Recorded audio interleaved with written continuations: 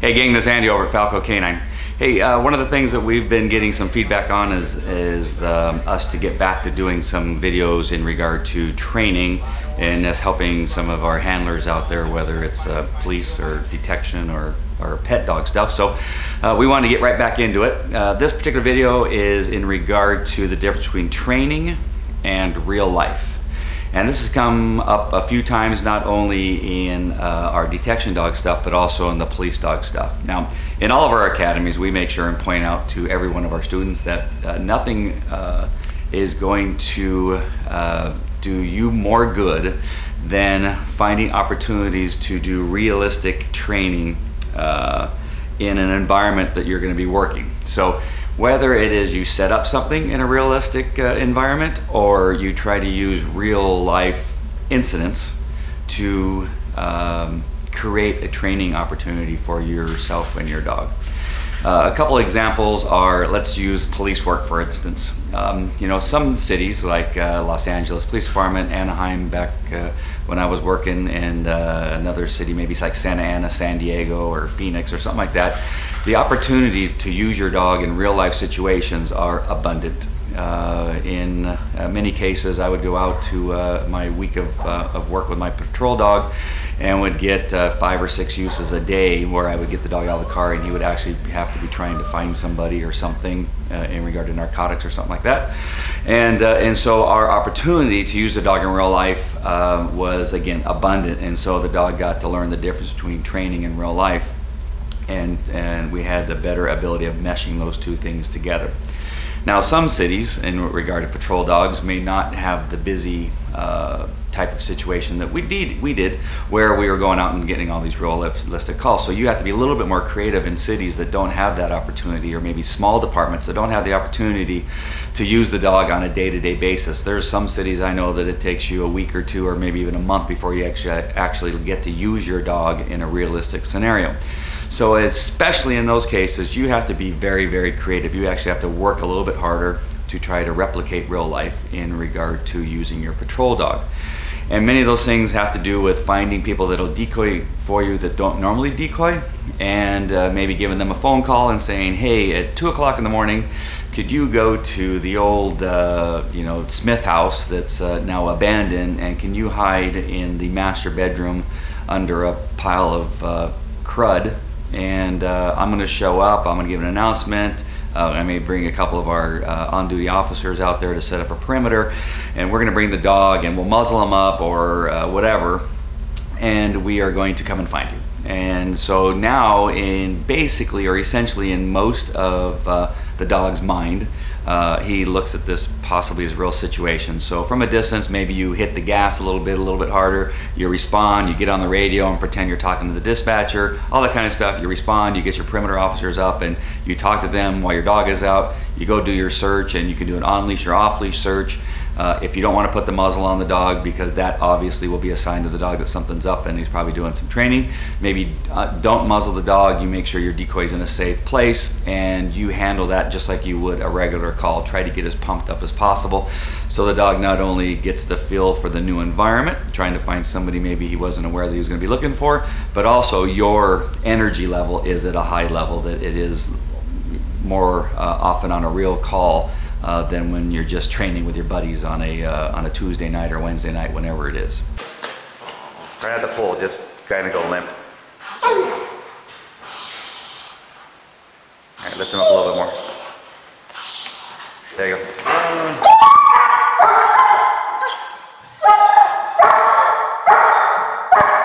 Okay, go to the base of the stairs. Give another announcement. There's not a police canine, you know, you can find you, trying to bite you. Send him.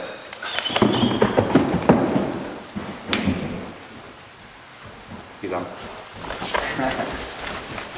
Dan's a quiet victim. Or suspect.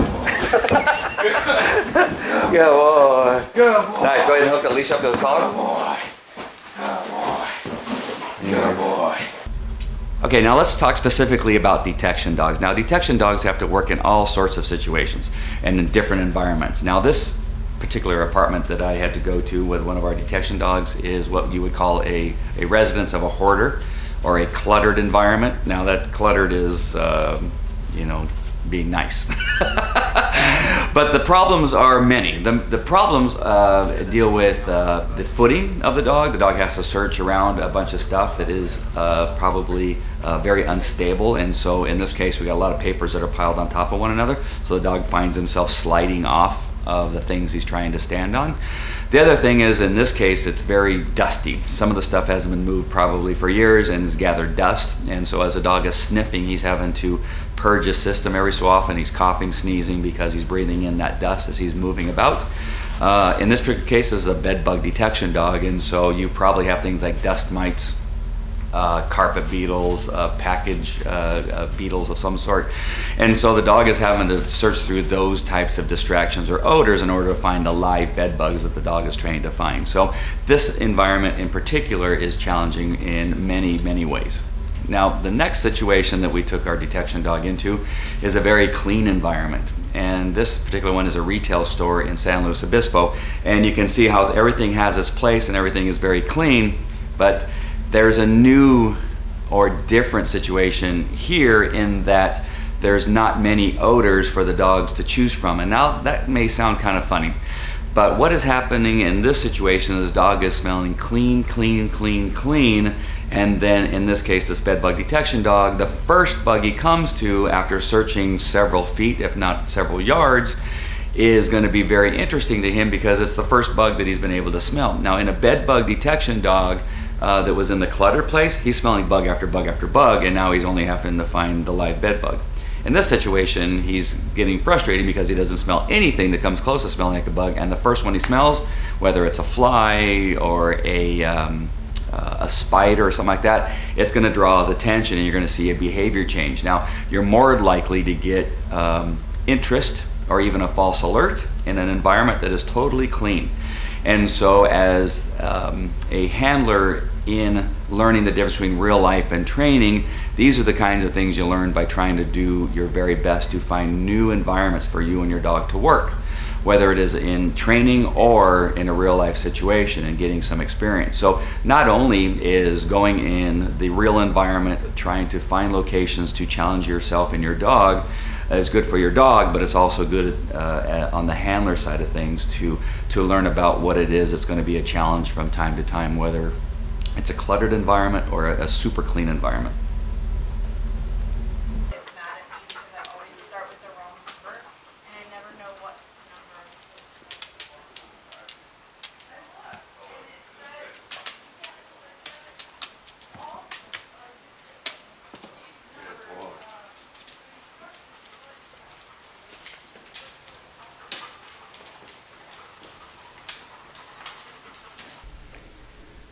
All right, let's talk about why it is important to either train realistically or in real life situations, or to look for opportunities in real life situations.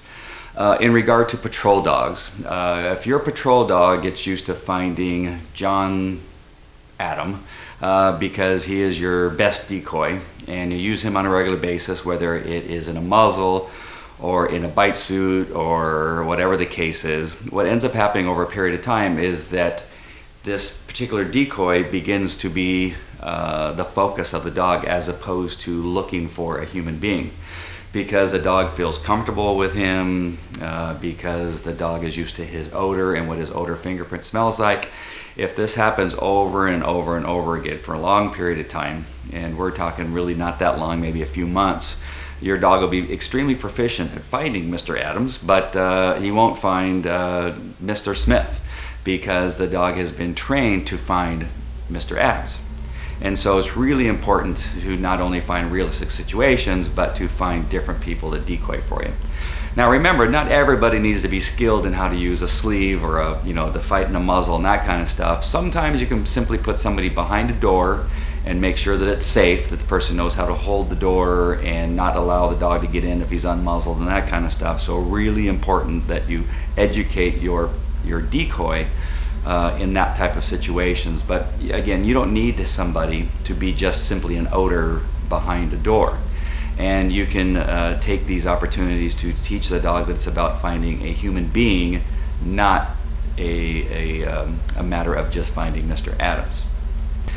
Now, in regard to detection dogs, your training aids are really no different than our situation we were talking about with the decoy. Now, if you're using a vial, like these vials that we have here, in your bed bugs, or maybe you're using plastic bags to contain your narcotics or your explosives, or jars to contain one of those things, as you begin to use those things over and over again, you again are creating a fingerprint that the dog gets ingrained into his head that he starts to focus on and becomes used to finding. So when you're hiding these things over and over again, the same training aids over and over again, not only are the items such as the glass or the cap or the rubber sealer on the cap, or if it's those plastic vials, the tape that holds the screen to keep the bed bugs from getting out, or even the screen itself, that plankton netting, that all has an odor. And that's all part of the fingerprint that the dog gets used to finding. So sure, your dog is finding narcotics, but it's always plus those other odors, and including your own odor. Say you're a handler that doesn't necessarily wear rubber gloves or plastic gloves to make all their hides and handle all their stuff. Your odor is always going to be another consistent thing along with the odor that you're trying to train. Now let's say you are using the gloves. Well, it's the same thing, because in most cases you're using the same rubber gloves over and over again because you buy that big box of 100 gloves and you start using that same pair of gloves to make your hide. Now if you don't think that that rubber glove odor is transferring to those hides, you have another thing coming, because it surely is. So are those plastic ones that to you maybe don't have the strong smell that the rubber gloves have on it. But again, it's all about that fingerprint that the dog is trained to find on a regular basis. You're hiding it over and over again. So now the majority of the time when the dog makes a find, it's one of those training aids.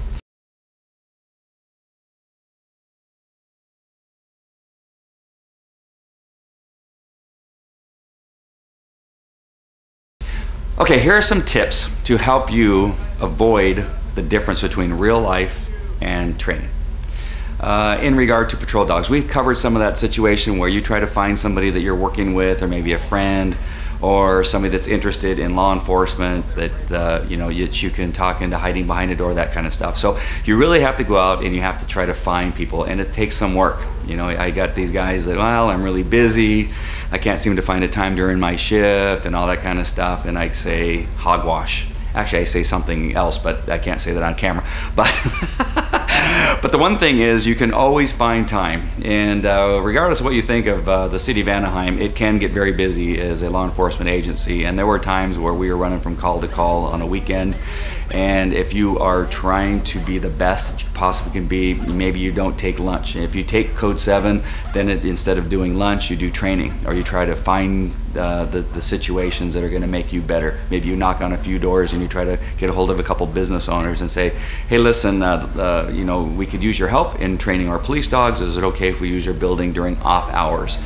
Sometimes they'll even give you the key, or they'll give you the alarm code, whatever the case is. Of course, you don't want to go against whatever your department policy is, but there's always opportunity to go out there and find people to help you in your community. It just is easier than you think. It just takes work. And some of you that are a little bit afraid to work, unfortunately, you're never going to progress.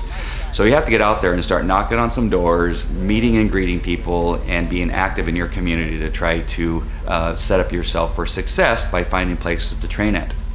If you are a narcotics dog handler, same thing. Try to find these opportunities to go out into your community and find different locations for you to train.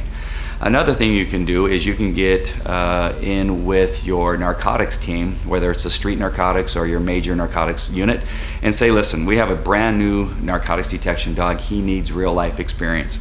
If you get any warrants or any searches where you make a find of narcotics, can you please make a point to give us a call so I can bring my dog in and have him search and make the find? Even though we know where it's at, try not to disturb it, because I want my dog to have some experience finding the real thing that hasn't been contained in any of my jars or plastic bags, that kind of stuff. If you educate the supervisors and the investigators in those units and allow them to be part of the process of developing your dog, the likelihood of you developing a good relationship for them to make that call when they need to get that search warrant or they need to do a search, I think your chances of working them will be much higher if you bring them into the fold.